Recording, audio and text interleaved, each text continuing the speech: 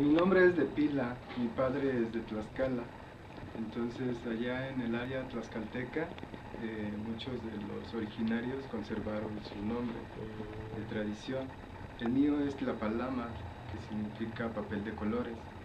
Entonces yo lo vengo desarrollando desde que me di cuenta que tenía que desarrollarlo, ¿no? O sea que no había de otra. Sí, o sea, o me entendía, me conocía o seguía perdido, ¿no? Es un papel sin color. Ajá, entonces al principio pues sí, era un papel sin colores, ¿no? Entonces poco a poco fui coloreando mis papeles y me fui dando cuenta, ¿no? De esto. Entonces, en este caminar de conocerte, llega un momento en que ya no puedes echar de atrás, ya es de hacerlo todos los días, cada momento, cada segundo. Entonces ahorita yo no solamente estoy hablando a todo el público, también me estoy viendo a mí mismo, quién soy, qué estoy diciendo, ¿no? Cuál es mi flor, lo que estoy expresando.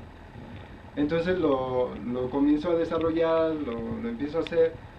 Y ahorita pues me encuentro en esta etapa, ¿no? De, bueno, ya conocí muchas vidas pasadas, ya conozco mis sueños, ya conozco mi realidad.